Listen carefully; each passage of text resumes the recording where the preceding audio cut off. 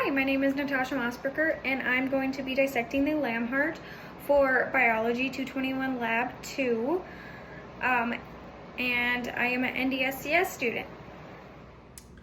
Okay, this is my lamb's heart. Here is the apex of the heart, which is pointed down in the body, and then here's the base of the heart, which has the blood vessels entering and exiting. You can see all the blood vessels are up here. And the aorta is this big, large one that has a lot of space in. That large artery carries blood away from the heart.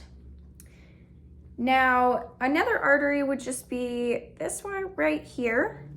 You can see my probe is in it.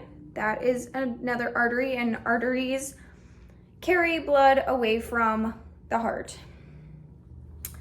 And then there's the article, which are these ear-like flaps up here.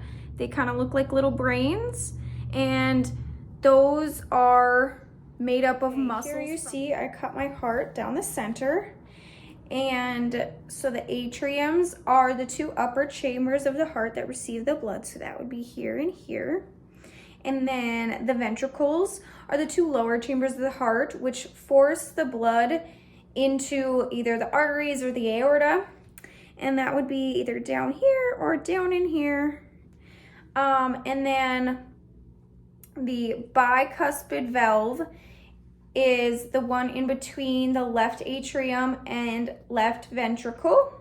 So it shows it a little bit better on this one. It's kind of right there. And then the bicuspid, or no, that was the bicuspid, I'm sorry.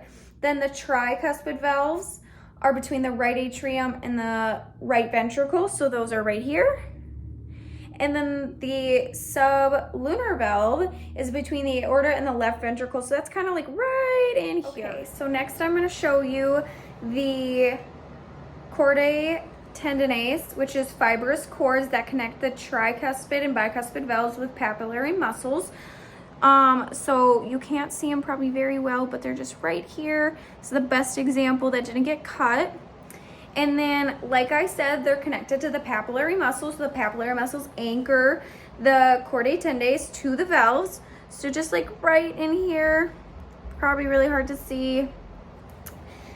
And then the trabecular carnae are ridges and folds in the walls of the ventricle. So I think this one you can see it a little bit better. They're just right in here. So right here are the coronary arteries going down. And the coronary artery is the artery from the aorta that supplies blood to the heart muscle. And then the bioceliac trunk, which is the branch of the aorta that splits from the right subclavian artery to the right common choroid artery. Sorry, hard words. And that is just right here. And then the intraventricular septum is this big muscle in between the two ventricles. And then the superior vena cava, you can see on this one, is this one right here. Right here. And then the inferior vena cava should be right about here. And the last thing is a vein, and that is just right there.